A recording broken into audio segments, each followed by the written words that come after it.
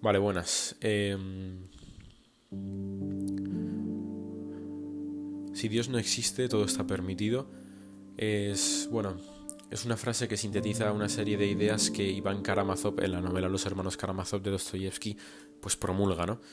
Realmente este personaje encarna de alguna manera la visión que tenía Dostoyevsky, ¿no? Después de salir del presidio y perder toda serie de, bueno, que se le caiga a su sistema de pensamiento, que deje de creer en los ideales en los que creía hasta el momento, ¿no? Después de salir del presidio y escribir la novela Memorias del subsuelo.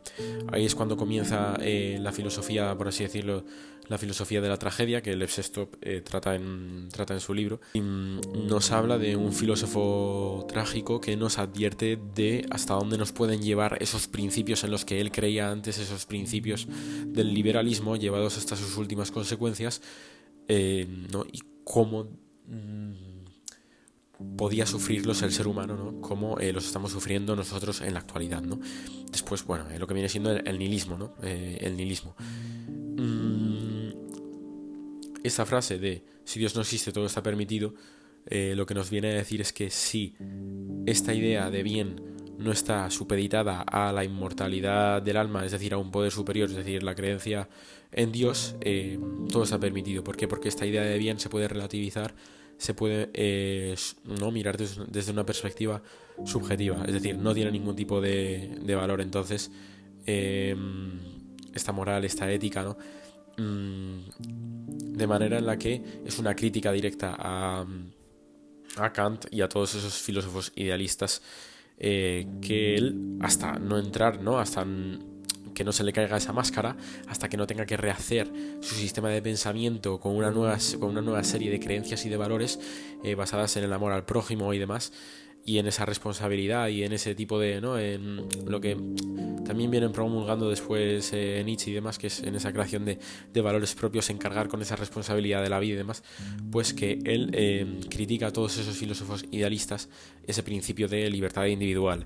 Ese principio de libertad individual que en un principio, bueno, me valga la redundancia, que en un principio parece que va a salvar al ser humano, ¿no? De esas cadenas, de esos dogmas, ¿no? Que parecen esclavizarle de alguna forma para prometerle una felicidad futura de todos los hombres en la tierra, una felicidad que vienen con la ciencia, que van de la mano de la ciencia y el progreso.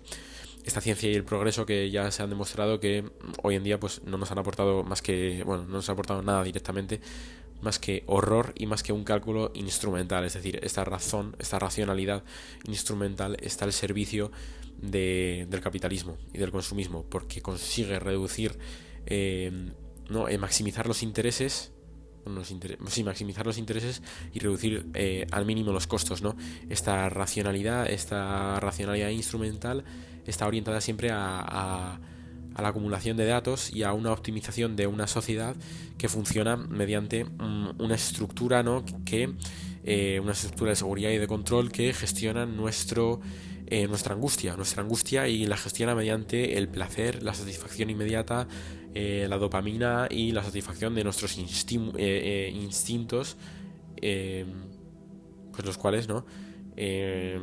Bueno, nos hacen alejarnos de nuestro plano espiritual, que es lo que realmente, bueno, de alguna manera nos da valor como seres humanos aquí en la Tierra, ¿no?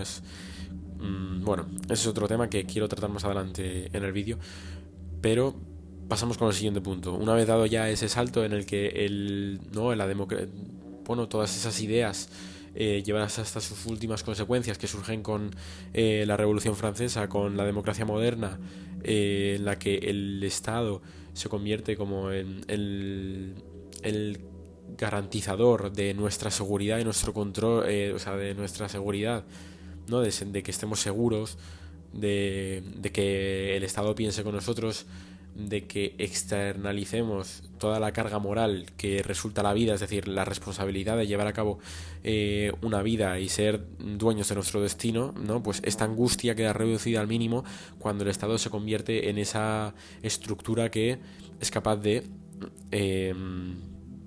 hacernos que nos despreocupemos, ¿no? De que nos despreocupemos de nuestro destino. ¿Por qué? Porque nos está proporcionando constantemente un bien, una idea de bien, una idea de libertad ligada al bien, que no es más que una oferta de... una oferta que se, por así decirlo, se materializa cuando conseguimos un deseo, cuando conseguimos satisfacer todas esas ansias, ¿no? De satisfacer un placer, ¿no? Entonces, básicamente en la actualidad, esa libertad como esa libertad entendida como ética, ¿no? Como ética responsable, pues se convierte en una libertad que pasa a elegir entre un producto u otro, o entre una experiencia u otra, ¿no? En satisfacer un deseo. Y el bien ya no significa lo bueno moralmente, ¿no? Porque la moral, por así decirlo, se relativiza para ¿no? los deseos del capital, sino que, bueno, lo bueno, por así decirlo, es lo que me apetece. Lo que me apetece, no, lo que me satisface, mejor dicho. Eso, el mercado consigue hacerse con la idea de bien, y toda idea de, ¿no? Esa libertad, esa idea de bien se identifica con la obtención de un placer, con la satisfacción de un deseo. Entonces, todo conflicto interno, toda angustia se resuelve con la satisfacción de esos deseos internos. ¿Qué ocurre? Que hoy en día cada vez nos estamos como descargando de esa responsabilidad ética que tenemos sobre nuestros destinos, porque al fin y al cabo ¿no? Nos hacen creer que pues, como hemos sido totalmente, como se nos ha alejado de la contemplación del plano espiritual, ¿no? De aquello que nos hace humanos, ¿no? Como que de ese contacto con lo natural, de ese contacto con lo social, con la comunidad, del expresarnos a través de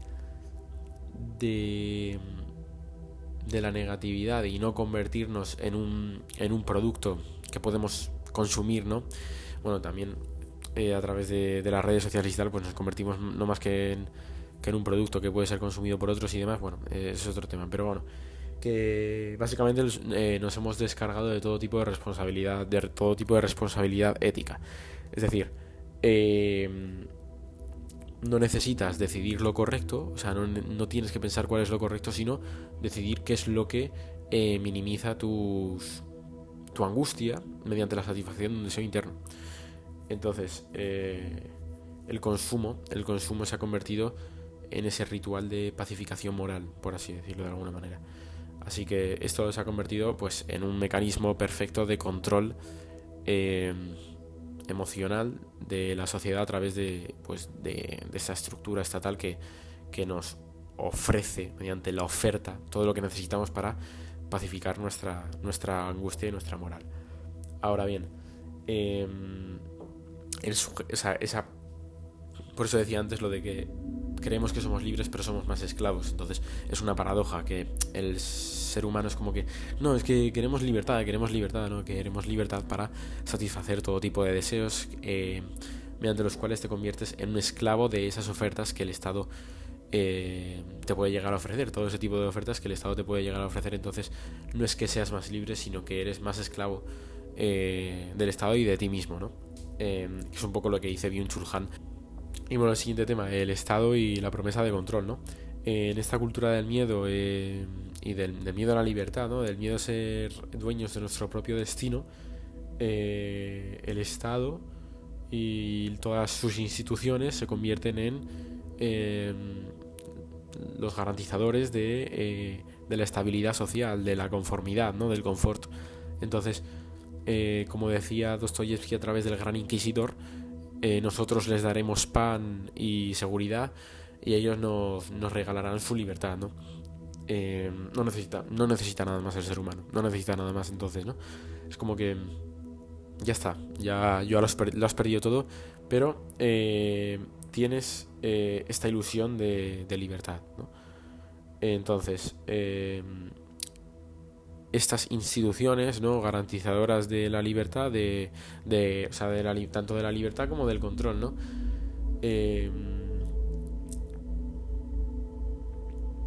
A costa de entregar, por así decirlo, como tu alma, pues, ¿qué tienes, no? seguridad, no tener que pensar, ¿no? Porque al fin y al cabo todos estos pensamientos, todas las opiniones hoy en día son gestionadas por las narrativas mediáticas, ¿no? Y en el sentido de, no, es que no eres, o sea, no eres nada revolucionario en ese sentido, porque al fin y al cabo lo que estás opinando es lo mismo que una agenda mediática, ¿no?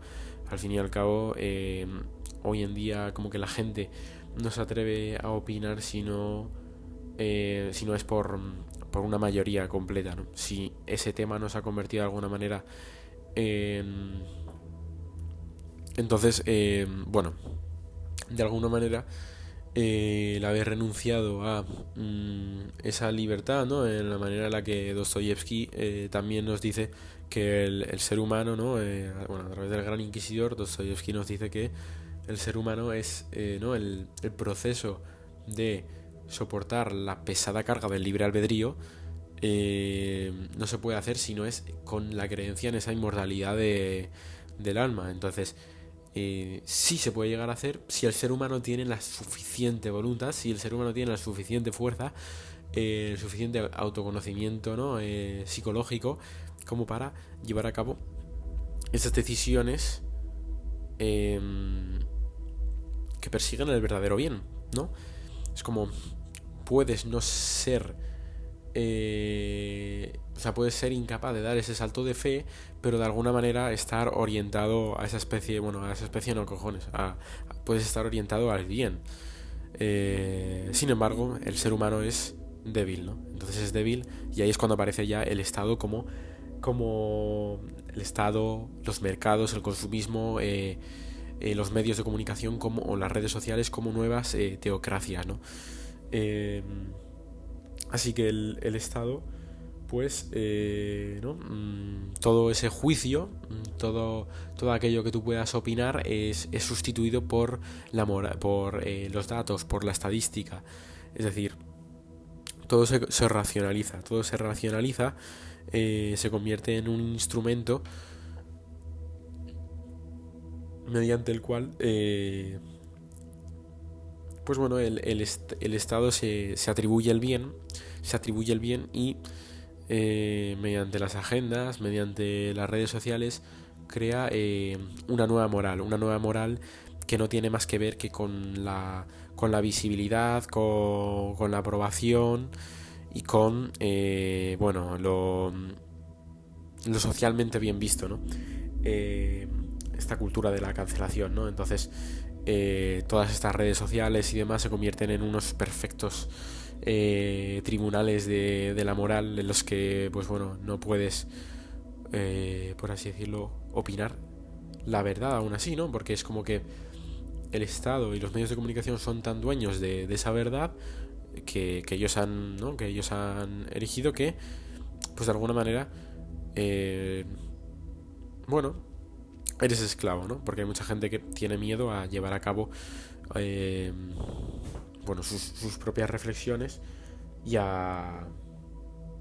¿no? Por miedo a la angustia, por miedo a enfrentar estas ideas de silencio, de nada, de muerte, pues la gente prefiere creer en, bueno, en cosas que ya le son garantizadas por, ¿no? A través de los medios, a través de toda esta propaganda que hoy en día tragamos, ¿no? Que nos hacen, bueno, que realmente nos manipulan de alguna manera, ¿no?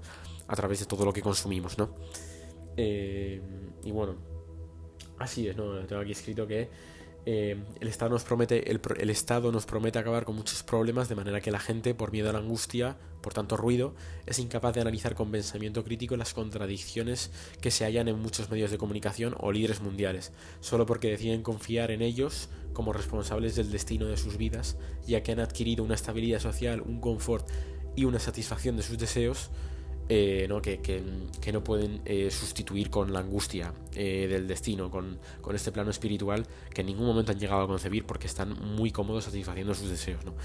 Entonces, así muchos jóvenes inmiscuidos en ese liberalismo y crónicamente conectados online, ¿no? Adquieren en el consumismo su forma de ser y la solución a la incertidumbre de sus destinos, porque han perdido el plano espiritual y son capaces de escuchar el silencio por un poco de satisfacción o estímulo inmediato, ¿no? Y este es el último punto que vamos a tratar en este vídeo. Somos todo lo que acumulamos y en la medida que nos hacemos visibles al otro por redes sociales. Somos todo lo que acumulamos y somos en la medida en que nos hacemos visibles al otro a través de las redes sociales. ¿Esto qué quiere decir? Que toda esta angustia vital redirigida por el Estado, redirigida por todas esas estructuras de poder y seguridad que nos garantizan el confort y la estabilidad social, pues bueno, toda esa angustia redirigida a través de las redes sociales y esa satisfacción de deseo inmediato, pero ya no solo por la satisfacción de deseo inmediato que nos proporcionan las redes sociales, sino que las redes sociales se ha convertido todo aquello en un escaparate a través del cual podemos llegar a ser, es decir, a través del cual podemos dotar de sentido a nuestras vidas. Somos de alguna manera, ¿no? Es como que existimos en la medida en que somos visibilizados, en la medida en que somos aprobados, ¿no? Es como que tú en silencio, frente a la nada, frente a ese abismo de existencial, ¿no? Que produce esa angustia, que produce el no saber qué va a ser del destino, en esa falta de atención a la muerte, en esa falta de atención al plano espiritual, pues tú eres incapaz de presenciar aquel abismo de alguna manera que necesitas serte visible, ¿no? Ser algo. Entonces, ¿cuál es la manera más fácil de ser algo? A través de conseguir esa aprobación que nos hace, por así decirlo, como estar en constante contacto con otros, que nos da esa aprobación, esa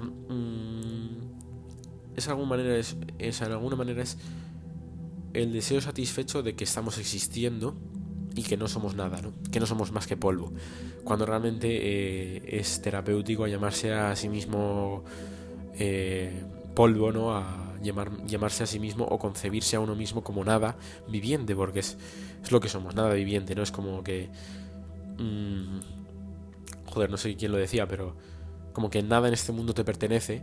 Entonces, ¿qué tienes que temer, ¿no? Si nada en este mundo nos pertenece. Pues bueno, simplemente hoy en día el sentido es totalmente opuesto, ¿no? Es como que a través de la acumulación somos todo lo que acumulamos, es decir, no hay espacio para el ser, sino que somos todo lo que acumulamos y somos todo aquello que formamos a nuestro alrededor, toda esa máscara que hemos construido.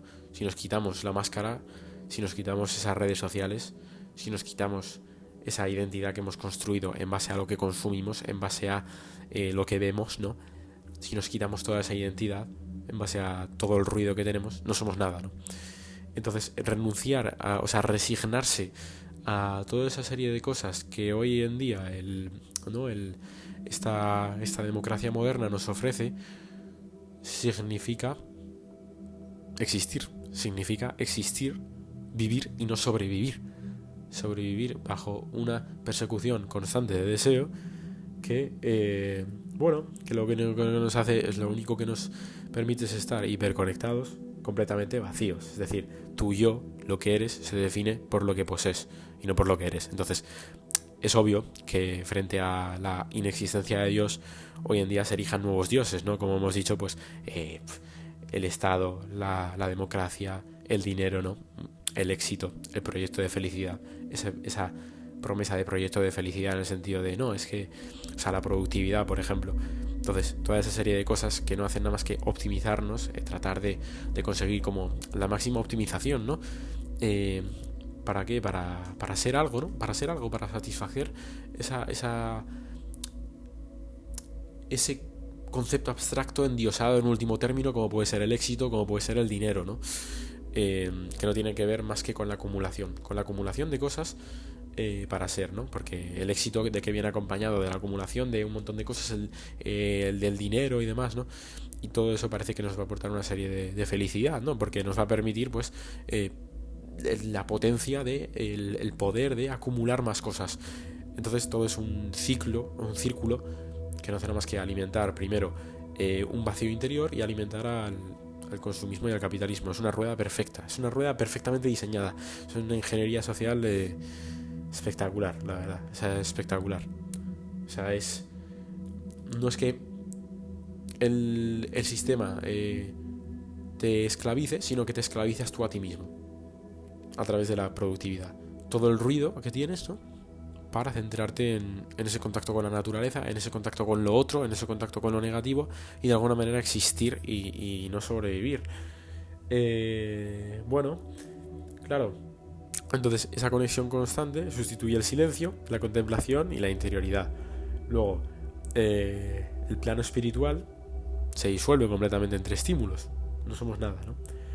Entonces, esa red social se convierte en una especie de confesionario, ¿no? Secular, en el sentido de que pues tú te expones y de alguna manera repentinamente eres algo, ¿no? Repentinamente eres algo que libera momentáneamente la angustia del destino de convertirte en polvo, para decir, joder, no, estoy ahí conectado, estoy presente, estás sobreviviendo, ¿no? Y eso, bueno, esa idea de Byung-Chul Han de convertirse en emprendedor de uno mismo, atrapado en esa necesidad de que tú mismo eres un proyecto, ¿no? De tienes que conseguir la mejor versión de ti mismo, para gustar, ¿no? Para estar visibilizado, ¿no?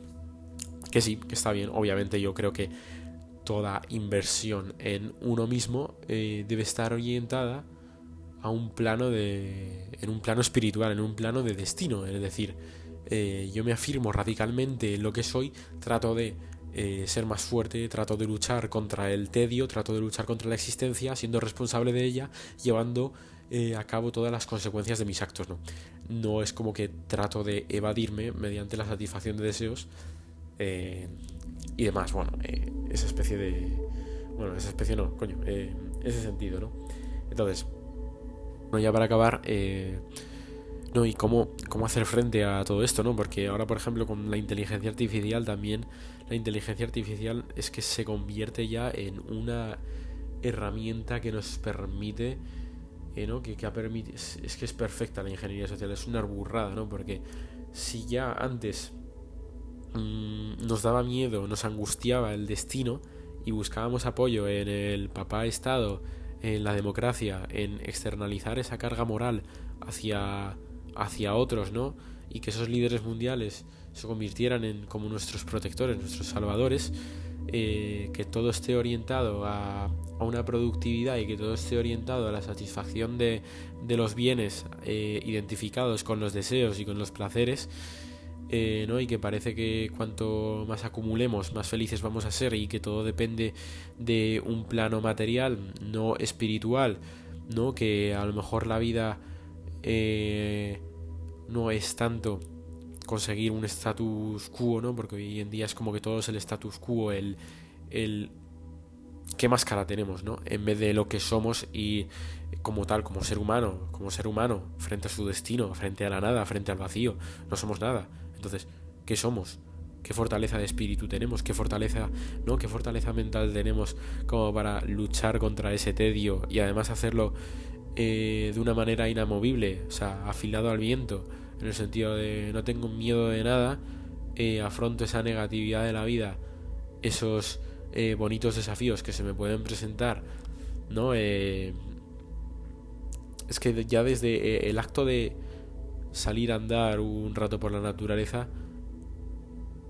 ya creo que es un acto de conexión con un plano espiritual en el que, si no estamos crónicamente rodeados de ruido, puede ser un plano que nos devuelva algo de vida dentro de tanto este ruido, ¿no? Algo de vida a nuestro espíritu y nos permita vivir, no sobrevivir, ¿no? Entonces, claro, ya el problema viene con la inteligencia artificial, en el sentido de que si ya era suficiente, si ya todo esto era una burrada, imagínate ahora con la inteligencia artificial, que se ha erigido como en un nuevo dios a través del cual podemos, no, que lo que hace la inteligencia artificial es constantemente complacernos. Entonces, a través de complacernos y de aprobarnos y de darnos todo eso que necesitamos, ¿qué estamos haciendo? Satisfaciendo todas nuestras angustias a través de la inteligencia artificial, cuando acudimos a ella como forma de luchar contra el libre albedrío que somos incapaces de soportar, porque no tenemos la suficiente fortaleza. No tenemos la suficiente fortaleza porque somos dependientes del placer. Entonces, al ser dependientes del placer, no tenemos ningún tipo de voluntad, de poder, ¿no? De llama interna llama interna que nos permite entrar como una dialéctica de lucha frente al entorno, ¿no? Entonces como que vamos como una, ¿no? Lineal, somos una línea, ¿no? Entonces realmente el objetivo es ese, que no pensemos, que no seamos responsables de nuestro destino, sino que ya nos den un destino preconfigurado. Y ya está. Para acabar, ¿qué hacer? ¿Qué hacer, no? Claro, o sea, al fin y al cabo estamos ya bueno, en un punto en el que parece no haber retorno. O sea, no es pesimismo, sino realismo. O sea, es así.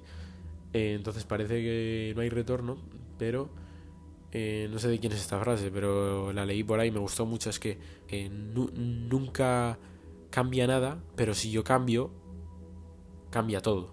Ese es el punto. O sea, nunca cambia nada, pero si yo cambio, lo cambia todo. Entonces, dejar de hacer las cosas que no están alineadas con nuestros principios, o sea, de alguna manera, hoy en día estás obligado, ¿no? Es como que hay un montón de cosas que no dependen de ti. Es una burrada. Pero, ¿no? Es como que nada cambia, pero si yo cambio, lo cambio todo.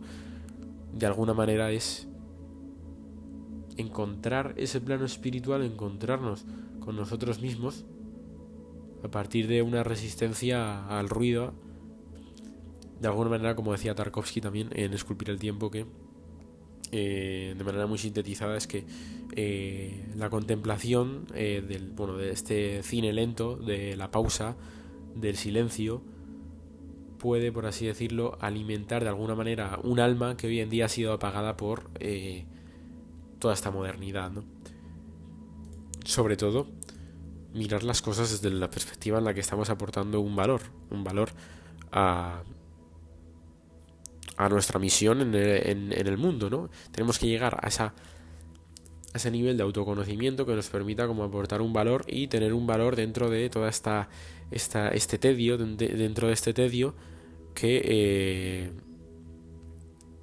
en ese destino final, pues estemos satisfechos porque hemos hecho el bien desde una perspectiva de cargar con la responsabilidad dentro de todo este infierno, ¿no? Más o menos. Ahí está todo. Continuaremos haciendo vídeos y pues nada, eso es todo.